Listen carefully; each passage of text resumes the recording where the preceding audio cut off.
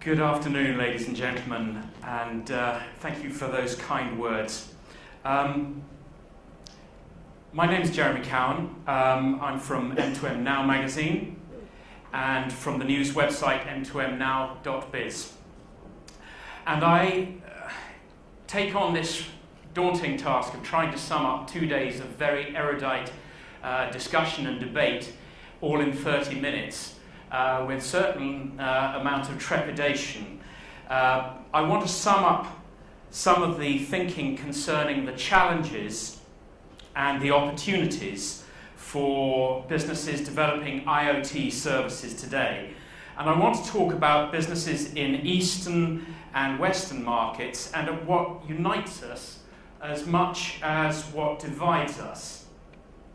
Now, I'm conscious that I'm occupying what's commonly referred to as the graveyard shift at the end of the day, indeed at the end of the conference. And so for anyone with a plane to catch, I've done a version of this in 140 characters. The IoT challenge is not in technology, mainly. It's in proving the business case and securing, filtering, analysing the data. That's in 139 characters. Now, if anybody wants to head for the door, I'll quite understand. In particular, I want to look at two successful industry verticals: connected cars and fleet management. One finding flaws in its business models, and the other still facing challenges in deployment. I want to show you a slightly confrontational video, and I want to contrast one very successful startup company that has fewer than 10 staff and yet is already providing profitable services as far apart as the US, the UK, and from Moscow to Beijing in asset tracking and in smart cities. And I hasten to add, I have no shares or interest in this company. A sector, smart cities, where some technology giants, perhaps some of them even in this room, are still struggling to prove, build, and roll out a business case. Finally, I want to touch on major challenges and opportunities facing IoT services, wherever they are, east or west, before sharing some vital lessons learned by companies as varied as Vodafone, Toyota, Tesla, Jasper, Garmin, and Google. Now, when I first discussed this topic with the organisers, I'll confess it did seem quite straightforward. How wrong can you be? After all, every day I talk to executives, as I'm sure you do, around the world who are involved in IoT. So surely all I had to do was just compare and contrast their approaches to the Internet of Things. But as I talked to them, it became clearer and clearer that few had the necessary breadth of experience in this relatively new way of delivering a business's objectives. And I use that description of IoT advisedly. Those with experience in the European or North American sphere had less experience in Asia and the Pacific, and the reverse was of course true. So what did I do? I took our industry's advice and I went online, and I threw the net wider and put the question to our 2,500 Twitter followers and 12,000 members of the M2M and IoT communications group on LinkedIn. And I asked them about differences between East and West in IoT deployments. I didn't have long to wait. The answer and the response was swift, and for once it was pleasingly unanimous. It isn't geography that defines the challenges and opportunities for businesses in developing IoT, they said. Instead, we need to understand the universal requirements for deployment, whether it's in Seattle or Singapore, Mumbai or Manchester. These requirements could include market readiness for the application, appropriate regulations and compliance, effective business models, proven partner ecosystems, and reliable connectivity and support. The first person to respond online to the question about common differences between IoT deployments in Asia and the West was a good friend, Christopher Resendes, founder and president of Massachusetts-based INEX Advisors.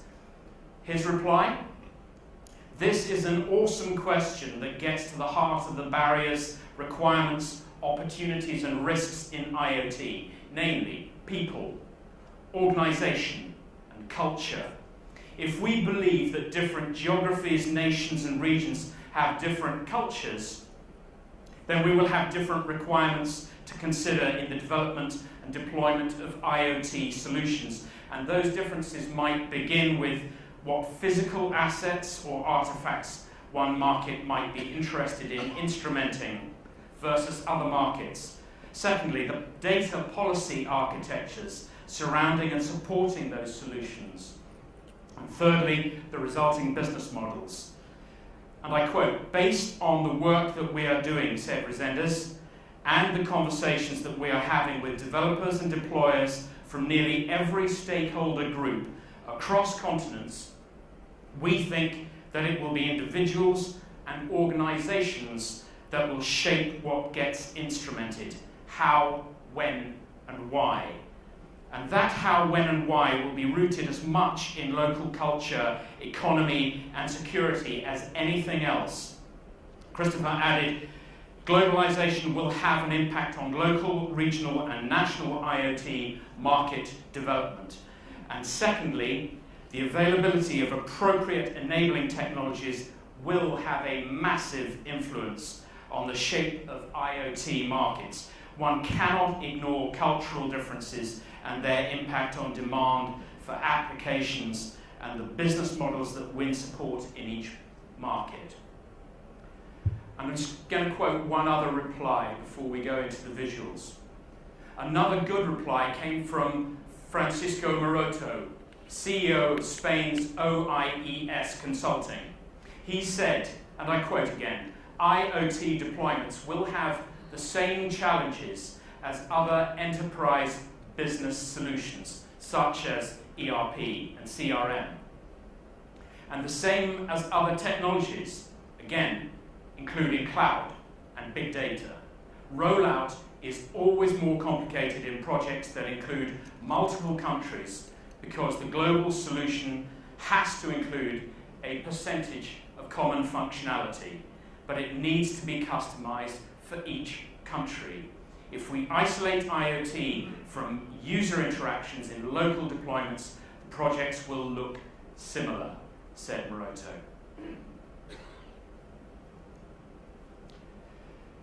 Now, there are several definitions of M2M, and for many of us, M2M is working every day.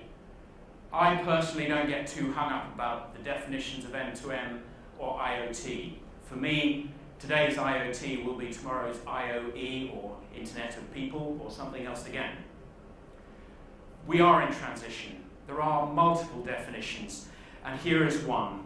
And here is one about which the man in question takes very strident views. Could you roll the VT, please? I recently said that M2M is dead, and there are good reasons for that. Being the CEO of Maygate, doing M2M business since 1998, I can see that we still have a very fragmented market. M2M is an expression we use within the telco industry, but basically no one understands what it's all about. Last week, I had 15 C-level executives from different industrial companies in Sweden, and I asked them a question: can you please raise your hand, any one of you who can tell me what M2M is all about? No one could. When I asked them the same question, do any of you use communication as part of your business in communicating with your products or devices? 15 executives raised their hand and said, yes, I think we do. And I said, that's M2M. They've never heard about it. So M2M, to me, is dead. We have to stop talking about M2M being an industry. It's a technology which telcos use to provide a service to our customers. Internet of Things is a growing market. For the first time, we have an application which we can actually understand. The Internet of Things is created by using M2M as a technology, but we don't see it. The Internet of Things actually explains how we connect all our products and create services, online services, which we can all relate to. Whether it's improving society out of environmental issues or improving lifestyle for you and me as a consumer. So I think Internet of Things is here to stay. I mean, no one really trusts a utility when it comes to rolling out technology that should be consumer engaging. I think it needs something else. We need very clear incentives for the consumers where they really understand that the smart meter will help them not only in their daily life but also in their way of living, giving them a comfortable home, giving them understanding what kind of usage they have, and also saving money. Saving money maybe is not the most important thing, but we have to give them these incentives. Utilities, well, as a consumer myself, I don't really think they can convince me that I should have a smart meter from them. But actually, I don't trust them.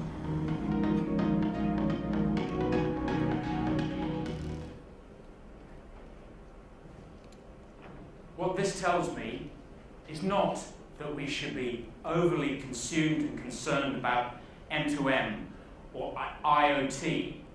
This isn't what our consumers, the end customers, are observing. It's not what bothers them. It's not the solution they're looking for.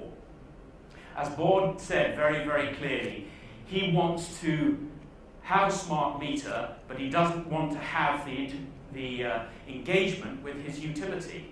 Well, his utility have clearly got a lot of work to do, but there is no reluctance in most of the communities that are served to have that engagement with the device. It's the end service that we should be focusing on now, not the terminology. So let's continue with that business theme. In recent months, I've been adding to M2MNow's coverage, both in print and online, coverage of connectivity and communication technologies by adding a focus on the need for viable long-term business models. If you want an example, just look at subscription renewal rates for connected cars in the US. When the free period is over, these are now running at just 5%. 5%.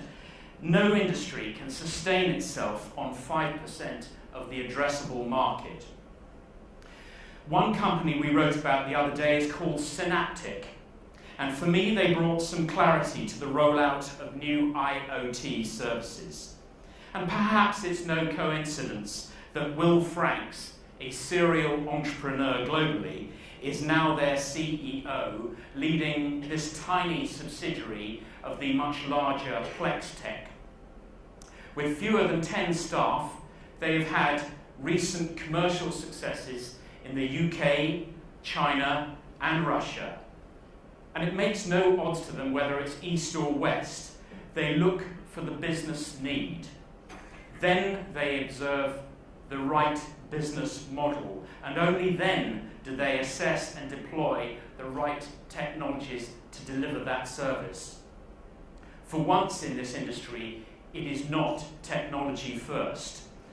Synaptic provides ultra-scalable private network solutions for IoT, employing a commendably old-fashioned revenue-first approach to the development of smart cities and smart utilities. The smart sector is perhaps better known still for elaborate trials and lengthy research projects, rather better than it is known for commercial deployments. But Synaptic's business model is based on providing end-to-end solutions that are right now monetizing and bringing scale to real-world IoT opportunities. Its ecosystem of technology partners and regional licensees is allowing them to deploy systems tailored to local needs.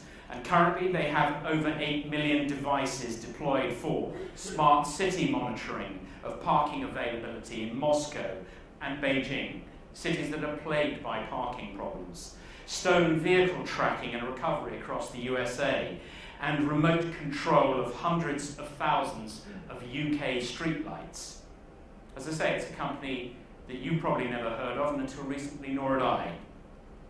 These and other solutions are supplied to local licensees through an integrated suite of M2M packages incorporating its ultra-narrowband radio technology, which increases the return on investment from deployed systems. Now, as I talk to executives around the world, it becomes clearer and clearer to me that successful IoT for consumer users is partly about enhancing industrial M2M connectivity, but it's also about integrating solutions, that is, flexible solutions that can be scaled to meet customers' evolving needs. And Lorna made the case admirably before me about the need to be able to scale and develop as demands change. That means integrating solutions vertically up and down the partner ecosystem. M2M communications are part of the value chain in IoT and a key part. But IoT is about so much more than communications. It's also about integrating solutions horizontally, using the building blocks of a service that may share many of the same tools in automotive as in agriculture. You may need to create common elements in billing, in charging, revenue management, and customer care in order for solutions as different as smart care for the elderly and intelligent buildings to run across the same platform. Communication service providers have spent the last decade learning how to design reusable building blocks to accelerate service creation and to bring new services to market in record time. And they've learned to interoperate their services with these building blocks when they've been deployed. We've been reporting on this change for telcos in our sister publication, VanillaPlus, for 15 years or more now. It's M2M as an industry that's reaching a tipping point because it's not quick or cost effective to keep reinventing services from top to bottom. Of course, all of you solution providers don't need me to tell you that you need to bring new applications to market faster than your competitors, or the enterprises will simply turn to someone else. And at the same time, you need to integrate the numerous data silos behind all of your different applications. I think we could all learn a lot from the operators on how to scale and integrate. And believe me, that's not a phrase I use very often. So what exactly are the barriers to adopting IoT? Recent research by the global analyst firm Analysys Mason for Vodafone M2M shows 6 key challenges for companies wanting to take advantage of the Internet of Things. And if you're interested, you can find this in Vodafone M2M's Adoption Barometer, which was published at the end of last year. They are the challenges of investment costs, security, lack of understanding of benefits, complexity of offerings, long lead times, and lack of industry standards. And rightly or wrongly, the biggest worry for new users is cost. Expectations of cost savings have always been one of the first and the biggest drivers of M2M or IoT services. If you turn that the other way around, the costs of M2M implementation, when viewed against the benefit, are one of the biggest barriers to adoption. So this data from Vodafone and Analysys Mason suggests that as the costs of connectivity, services, and hardware fall, the decision to implement an M2M strategy just becomes easier. But the thing to notice here is that not one of the pioneers, who made up roughly a third of the 327 companies surveyed, for Vodafone. Not one of them said that cost was the main driver. It's much more of a concern for those who follow behind the pioneering companies. In the early stages of project development, businesses have three main concerns: cost relative to the benefits to be had, security, and what M2M or IoT can do for them. I think this is pretty understandable. But as projects progress, adopters find a broader set of barriers facing them, including industry standards, implementation timescales, and the complexity of the supplier marketplace. And to the outsider, the Internet of Things can seem a pretty scary place. Today it can still take, as you know, 6 or more technology companies and communications providers to create and implement a single enterprise's IoT solution. Obviously, this places a huge burden of time, expense, risk, and management on the enterprise customer. So perhaps it's no surprise to see a profusion of partnerships involving technology vendors and communication service providers pre-integrating their solutions in order to smooth implementations, and also to speed time to market and lower the total costs of ownership. But it's not just partnerships. Who's made the headlines lately? This search for simplicity, reduced overheads, and a better bottom line is behind the massive number of mergers and acquisitions we have reported lately in M2MNow magazine and on our website. In fact, I'm pleased to say we've been correctly predicting that this trend for more M&As would grow since late 2012. What about the opportunities then? Let's not be too pessimistic about it. This isn't all about challenges. Well, I recently interviewed Jahangir Mohammed, who is CEO of Jasper, as many of you will know. Founded in 2005, Jasper pretty much pioneered the cloud concept for managing connected devices. Today, thousands of enterprises use the Jasper platform to connect their devices all over the world. And I asked him what the key developments have been in M2M and IoT in the past year. His reply: the connected car has pushed the systems, processes, and business models in the IoT space to the bleeding edge and defined how companies can benefit consumers up and down the line. He told me both Audi and General Motors are launching this year with LTE in every vehicle in North America. For Audi, it's specifically for the A3 model, and GM has committed to it for all of their models, all of them worldwide. What you're going to see, added Mr. Mohammed, is a tremendous amount of operational management and scale, of split billing and split rating business models taking hold. Soon you'll start to see more embracing of global SIM technologies, particularly SIMs that can be reprogrammed over the air, or the EUICC model that has been standardized and promoted by the GSMA. Jahangir of Jasper also pointed to Toyota's recent recall of no less than 1.9 million Prius vehicles worldwide. And since I wrote this a few days ago, I note that Toyota have subsequently recalled another several 100,000 vehicles. With customers now having to make time to bring their cars into a service centre, this is bringing vast cost to Toyota and great inconvenience to their customer base.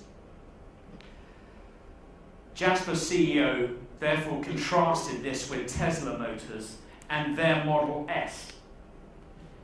Tesla provides software updates over the air whenever one is available, and the customer doesn't have to do anything. At the last count, I understood that updates were being received by Tesla Model S owners at a rate of 1 every 8 weeks. But they don't bother. It happens in the background. They have to do nothing. They certainly don't have to drive their car down to a dealership. Clearly, cutting service costs is uppermost right now in Toyota's mind, and why wouldn't it be? But for Tesla, the Internet of Things is all about offering a new kind of service enhancement that only IoT makes possible. So is this one of the factors that have brought us to this tipping point? At first, the key motivation behind IoT was said to be reducing service costs, and for others it was enabling smaller companies to compete with larger rivals.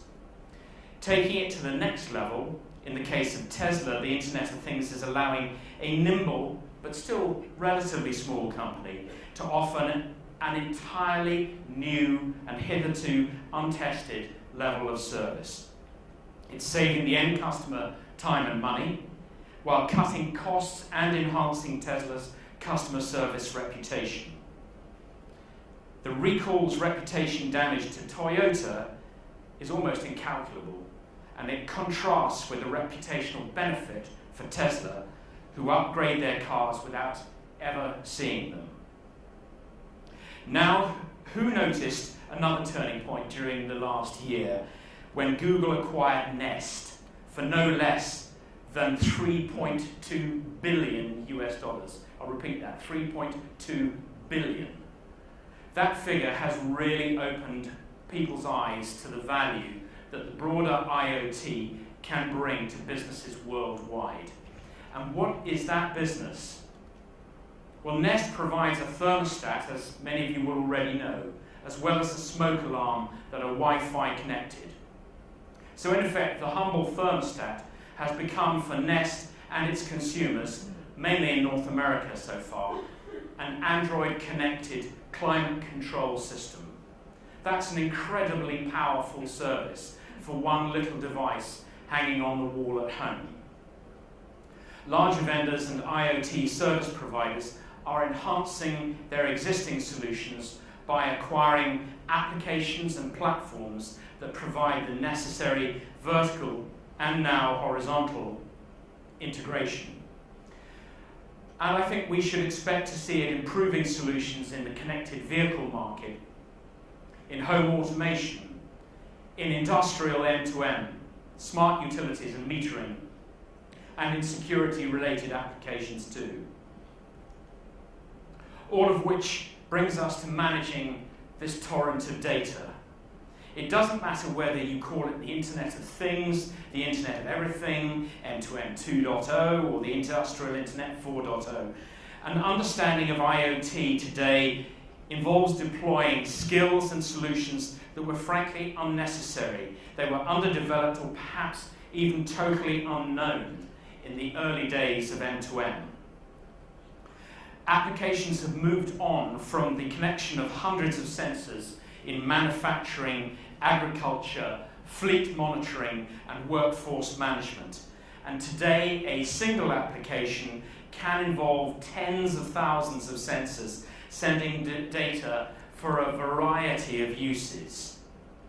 So IoT is continuously evolving, and as an industry, we need to show flexibility. Let me give you an example. Imagine you're a courier company executive running a fleet of delivery vans. What's the first thing you want to know about your trucks? Well, of course, where are they? If you need to add an extra collection and delivery point, there's no point in diverting one at random. You obviously look for the nearest available van to the collection point. So you've collected data from a GPS module and you sent the vehicle's location to a server. This places the van on a map and you see the picture on your screen showing where all the trucks are. Then an engineer comes to you, as engineers do, and says, I need to know how fast it's going at any time. Can the service dashboard show that in real time and send me a report of any exceptions to the rule, i.e. if the driver's speeding or if he's parked up for 3 hours to take a long lunch break. Oh, and by the way, says the engineer, we need to know when he's reached his safe working limit. And of course, that's got to be shown in real time. It's got to be able to keep him safe. It's a lot less useful finding out 30 days after he's had an accident through exhaustion.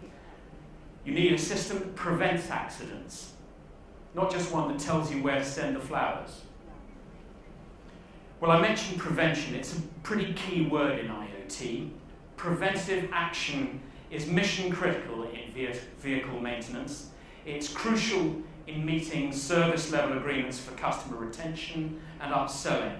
And I know I may have been a bit flippant just now, but it's critical in workforce protection too. The good news is that preventative care based on real-time data in all of these disciplines also has a direct and positive impact on your bottom line. Anyway, let's get back to the delivery van. You can modify the embedded device, or you can install another in the truck if that's simpler or cheaper. Later on, inevitably, there's a knock on your door and the finance department chief says they've been checking up on the fuel efficiency of the fleet, and when vehicles are checked at normal service intervals, there are glaring differences when there are lower tyre pressures. So to ensure that the whole fleet runs more efficiently, they ask you, please can we add connected tyre pressure sensors? Well, that's fine in theory, except all of the previous devices function in a different operating system or on another development environment. So the software team are probably going to have to do some more work to make the device changes and to collect more of this data. Sure, that's not particularly hard, but you now need to look at the gateway, and it's a different OS, a different tool chain, and a different device. Then you're going to send the data to the back end, which of course impacts on the IoT development team. Everything was looking just fine with the GPS location device and data, wasn't it? But modifying it now involves several different teams to coordinate the data and collaborate with one another. And as if that wasn't enough, you then need to share all of that data with 5 other companies up and down the partner ecosystem. You wait anxiously for all the different disciplines to talk to one another, to implement new solutions, to share the data back and forth, and the final hurdle is testing and maintenance. What had started out as a nice, simple service to manage now has numerous points of integration, and if something isn't working, how do you even begin to find where the problem lies? Or indeed which team to work on to fix it. So now you're looking for a platform solution with the same OS running on all devices. I mentioned earlier the need for vertical and horizontal integration. Beginning to see, I think, how important this is for us as an industry. For me, the importance of integrating vertical industries in leaner partnerships or even end-to-end services is matched by the need to integrate back-office disciplines ranging from customer experience management through fraud prevention and revenue management to real-time billing and charging. To me, that is a key definition of the Internet of Things. It differentiates where we're headed in the IoT from where we've been in M2M 1.0. Now I want to share with you a comment, one last comment, from Jahangir Mohammed, the CEO of Jasper. And if you're interested, you can read the full interview. He's quite an interesting chap. It's on our website at M2MNow.biz, or it will be next week. Because although good business processes are important, he said something that made me think about the challenges and opportunities in IoT, wherever you are, east or west. Jahangir said, most people underestimate what it really means to run an IoT-enabled business, When a company decides to embrace IoT and enable it as part of their product, they make an important shift from being a product company to being a product and service company. Being a service company is a radical transformation for most product businesses. Service really means thinking about providing a real-time service to your customers via this connected or enabled device. And he gave a good example. He said it could be Garmin, a product company, building sat-nav devices and putting them into the distribution channel. The sat-nav is bought by a consumer walking out of a consumer electronics store. He told me, if you're that consumer walking out with a connected device, Jeremy, suddenly Garmin has to know that Jeremy is now a subscriber of Garmin services. Jeremy has an expectation of getting real-time weather, Google searches, and real-time traffic on that sat-nav unit. When Jeremy doesn't get his weather report on his device, he picks up the phone, he calls Garmin, and he asks Garmin to figure out how to resolve those issues to be able to deliver that real-time content. Jahangir said at the end of that trial period, Garmin has to get you, Jeremy, to resubscribe and to bill for that and provision all of those services. That's a service business. And that is what challenges most organizations in IoT. So the challenge facing many organizations, as I say, isn't about hardware components. The challenge is the delivery of service and about monetizing that service business model. That's the difference between success and failure for most of these deployments. My wife says that I always have to have the last word, but I'm going to try to prove her wrong for once. I want to give the last word to Grant Notman, a UK-based consultant in M2M and IoT. He came back to me on LinkedIn when I discussed the differences between East and West. And he said to me, I haven't found too many differences from East and to West based on the same application in both areas. For example, medical monitoring has the same driver wherever, i.e. keeping the patient alive. And apart from frequency differences, the solution is the same.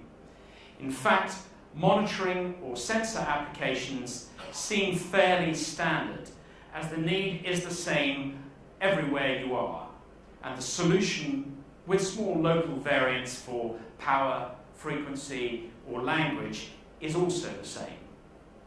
This can be true for environmental monitors and sensors, water monitors or sensors, pipelines and gauges.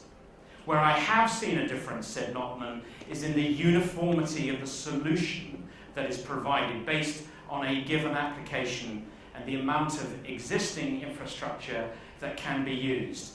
But this can be good or bad in either East or West. My experience so far, said Grant Notman, has suggested that if the business case is good, it doesn't matter where you are, it's still good. Notman added one last thing: it will be interesting to see if the business cases for some of the more adventurous ideas in IoT are as good as the hype suggests. If they are, then I see no reason why they also won't work everywhere. Ladies and gentlemen, thank you very much for listening.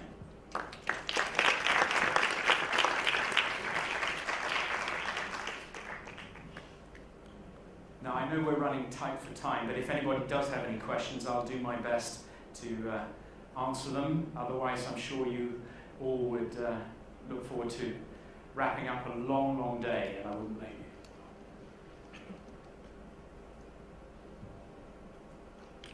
you.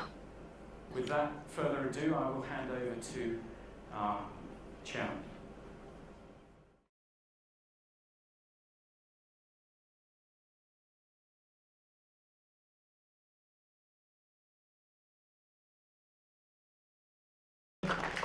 Thank you, Mike. And good morning, ladies and gentlemen.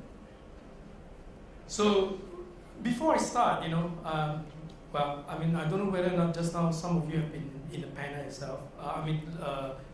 In the morning session. I just want to get a sense. How many of you have done some sort of implementation with RFID? Just quick show of hands. Well, quite a few. So then, this particular presentation, I'm going to go slightly deep into why you may have done it here. The same solution we will bring it elsewhere in the world.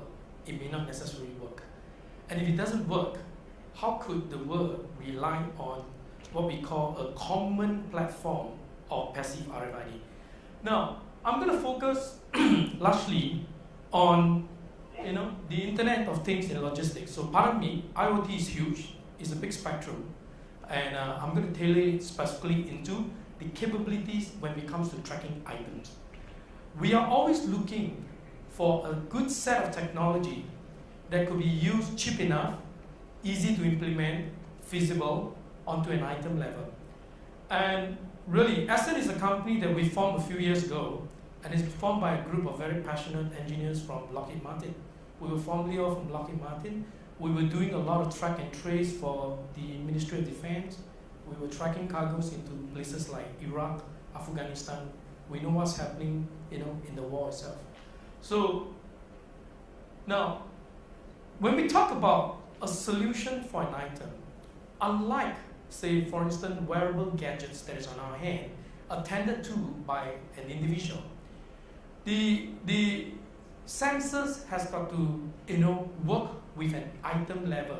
This could be a piece of item sitting in a warehouse for 8 months, 12 months, 2 years.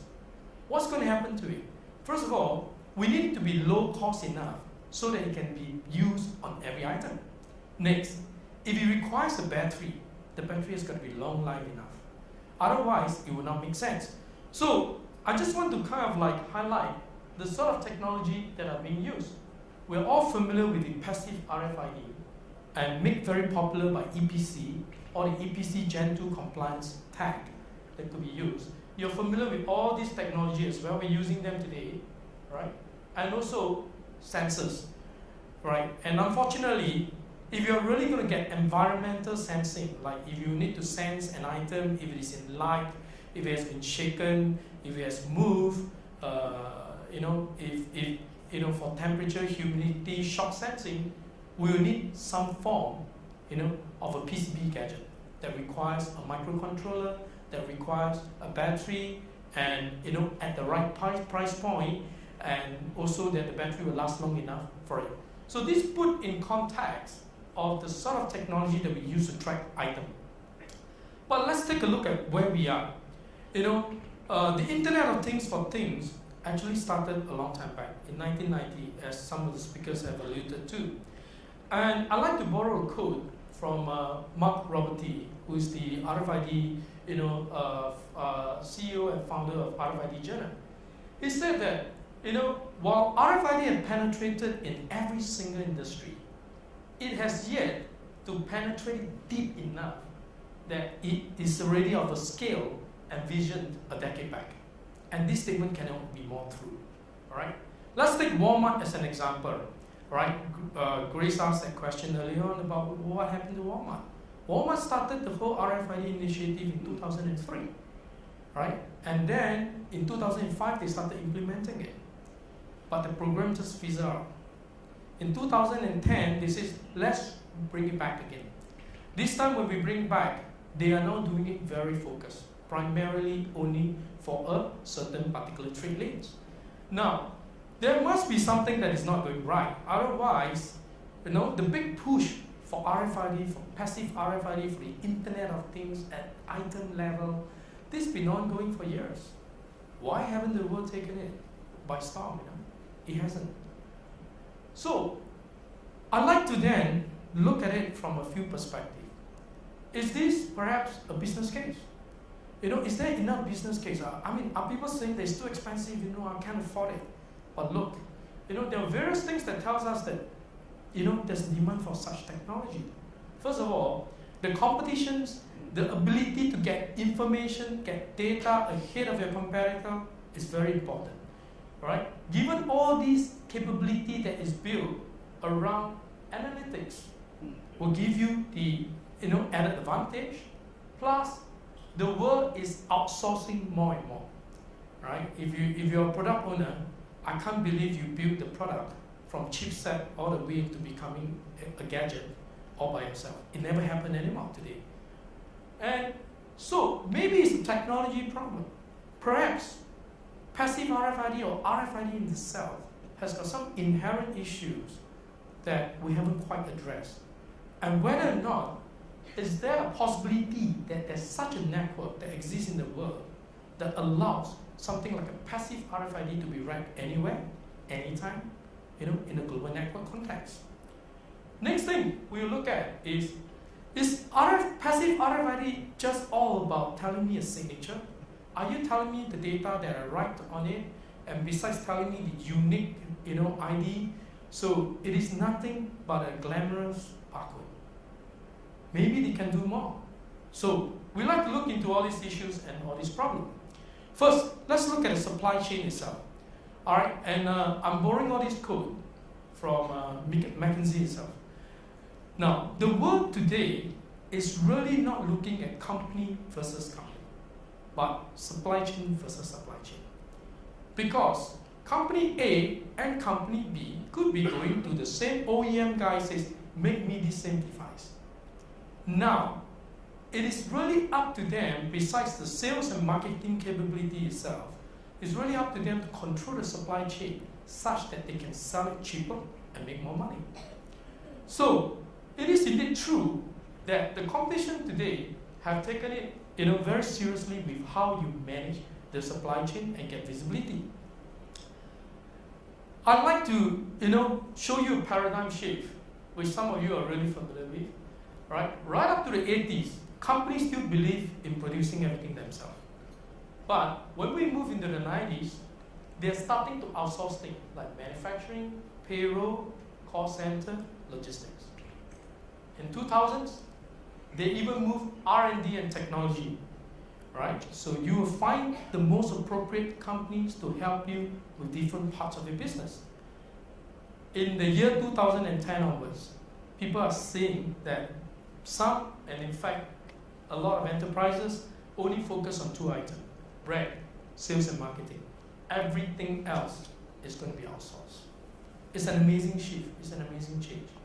With this change, what does it mean? If I don't understand where my goods are, if I do not understand my supply chain, I definitely cannot win. I will not be able to manage it well. So, having said that, right, the Internet of Things surrounding a concept we call nested visibility is very important. It talks about if I have an item going into a carton into a pallet then running into a conveyance like a container and going around the world, you want to know at each particular juncture of its supply chain route itself, where are my cargo, where is everything, and what is the state of the cargo itself. So this in itself tells us the need, but have we found right pieces for every one of them? I mean, we have been a company trying to do this for a while, and the answer is we haven't quite found a technology that works very well at item level. So I'm going to share with you some of our case studies of things we do, but we're still constantly working on the details of what needs to be done at the item level. Now, Aston does a lot of tracking. We bring sensors and we attach them to moving conveyance like containers. And it will be read by, again, moving readers. These are moving readers integrated with SATCOMs like Iridium. We integrate with GPRS. We integrate with RFID. We integrate with GPRS. So using a combination of technology and, like I said, answering the earlier question, providing the right layer of security, we then provide an end-to-end solution on a cloud-based platform for SaaS. This is what we do. So we secure things like airwell, containers, you'll be familiar with these, fuel, so that we provide constantly the information of where exactly is the piece of cargo, what is the security reading, what is the sensor reading with the cargo itself in the supply chain. We've done this, and we're very proud to say, as a Singapore company, we've been endorsed by many governments in the world, especially in countries where they have to serve a lot of the landlocked country. Examples would be like Kenya, Tanzania. Kenya, Tanzania every day sees a lot of supply going through them, through the port of Mombasa, through the port of Dar es Salaam. They move cargoes into the hinterlands for the likes of Burundi, Uganda, and Rwanda. These countries depend on supplies coming in through other countries because they are right in the middle of the continent. They then needed the technology to make sure that they know it is safe, the food have not been tampered, and that they can actually get the items on time. We also provide tracking for our own Ministry of Defense. We track a lot of our overseas training exercises. So all the guns, artilleries, all our live ammunitions are tracked by us because they go on commercial carriers, right? And also items like this. These are some of our tracking. I'll go real quick. You can see that we provide this, and there's there's actually a monitoring center, a NOx itself, that provides all the key information reading. So the IoT is real, it's happening, and it's happening a lot in the third world country. You'll be surprised that there was a case that if one of the customers did not use our technology, they lost 2 containers of coffee bean. These are 20-footer containers of coffee bean. That 2 containers of coffee bean is worth US 1.5 million. We were shocked. We said, we didn't know coffee cost so much. So now we know. And the worst thing is, the coffee growers themselves said, there's no way to replace those top grade coffee grains from anywhere. No way. Because which means that their supplier, the customers is not going to get it for quite a while. Now we also recovered lost car, vehicles. We're in public news, all the time because we recovered a lot of things. We even recovered a full truckload, full BLC load of petrol, fuel, so on and so forth. Coming back, having done so much implementation in the last couple of years, right? Why is it that at item level we're still facing issues and problems? Now, another good indicator that tells us that the market is really looking for a solution is that what we project that RFID will have a net market cap of about US 8 billion. There is yet to be a company that we know of that is more than $1 billion that is in the RFID space. There are a lot of small. Some of them are just chip makers. Some of them are just inlay makers, manufacturers. But there isn't a solution that is worth, more than 1 billion. So what could be the problem then? Now, when we start to dissect into the passive RFID market, we realize that, attack still up until now, today, has got a lot of time a challenge with communications. You do not get very good read rate of a passive RFID tag. It may read well in the context of how you design, and let's say in a shop, in a retail center, you use it, and in bookstore, when you walk right through the 2 gantry, it beeps. It works well.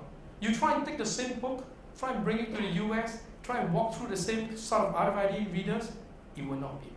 Why? A lot of time, RFID is very much, so-called,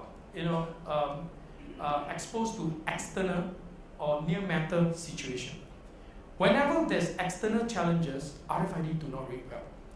Next thing, I'm not trying to get too deep into the technical aspect of it. In order for an RFID tag and readers to read each other, 2 things need to happen correctly. 1, the impedance set onto a chipset and the impedance that is set onto an antenna need to match. But the unfortunate fact is, antennas are always going to be affected by external factor. So when you design an RFID tag at item level, you put it in an aircon room, you try and do a reading, versus when it is in room temperature, versus when you try and put it onto your own skin, right? Or put it onto a metal casing, they will all produce different results. With so much problem, how can RFID be used then, right? So the next thing is that I just give you another example. This is an example that came from a tag maker, right? So he's saying that when I use a reader at the range of 950 to 959, I only read 15 cm. But when I tune the reader to read it at 918 to 922, I get 2 meter. Think of 2 meter versus 15 cm. And it's about tweaking it. So, which means that for RFID to work well, a lot of effort must be put into the implementation. It is a huge effort. We have to make sure that everything is tuned right for a particular application and usage. Next thing, this will sound very familiar to quite a few people. If I apply an RFID tag onto a metal surface, over time, the RFID tag is going to have a standoff. What do I mean by a standoff? It is going to pop up from the surface a little bit. Just a 5mm pop-up, you are going to now detune it by as much as 5 to 7 dB. That means your read efficiency will reduce by 75 to 80%. If I used to read a meter, all of a sudden I'm reading 20 cm. Just as bad as that. And the world today operates on different frequency. If the audience doesn't, if you are not aware of this, this is the true fact. Singapore operates on the frequency band of between 920 to 925 and 866 to 869. It's pretty narrow, right, in that two range. US operate a different frequency. Europe operate a different frequency. Think of that frequency issue that I told you about. If you bring this tag and you try and now bring a Singapore RFID tag and send it to Walmart in the US, they will not be able to read it well. I read it in Singapore, I don't read it in Walmart itself. So, we like to now bring the, while we know that this is an existing problem, I think the world now needs something unique, something different. What if the chip itself knows how to, instead of setting an impedance to it, knows how to say, hey, I'm reading different frequency band, therefore I tune my own impedance. Next thing, that I could tune my own impedance, is there a way that I could even allow further application to go on it? Now, we actually work with a company called RF Micron, and the reason why I'm in the States itself is because we were looking to produce a tag called pasta. And I'm very sure there will be many companies, right, after this, maybe in the next 2 quarters, you're going to see a lot of passive sensing, self-tuning, microcontroller-free, passive RFID tag. It is a very interesting concept. What do I mean by that? You imagine this, that the tag today allow external materials to be put on top of the antenna. By doing so, it will now help you even sense external factor besides the self-tuning part to adapt to the antenna readability. It can sense for humidity, pressure, wet or dry, right? Proximity and temperature. Now, what does that opens up for us then? Huge. The opportunity is now very huge. Some of you may have read about a recent announcement about a professor doing printed circuit onto diapers. The tag that I'm just talking about, that tag only reads 10-15 cm, right? And whereas, right, we are looking at making diaper tags that will read meters, right? And these diaper tags will tell if an elderly wears it and the elderly is sleeping, you don't have to wake the elderly up. You will be able to do a scan and it will tell you, yes, it's wet, it's not so wet, or it's really wet, please do a change immediately. So the possibility then goes way beyond. You could use it now to monitor for food safety, air safety, because we could put different materials on it, right, coated onto that tag. And because we have a 10-bit resolution, we can then interpret, what the external materials is sensing, right? So various things. And I will just cite you some example of the immediate, areas that we'll be using it for. The pulp and paper industry, for the longest time, been trying to look for a very good tracking technology, plus embedded into the bale. If you can tell me if this particular paper bale is wet on the inside, if moisture has gotten in there, it will create a lot of good for them, right?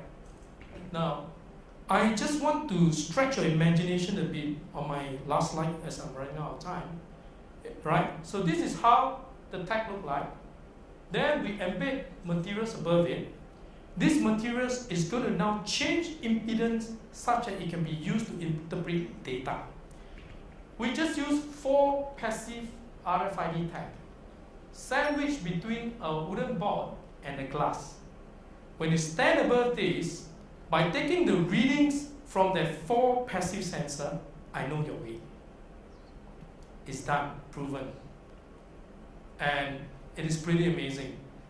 No scale, no nothing. The chip will interpret your weight. Next thing, we then embedded the same chipset, right? The same sort of design onto tires. I could now use an RFID reader and I can read out the tire pressure. And this could be one of your cheapest TPMS because it doesn't cost much. It's in low dollars.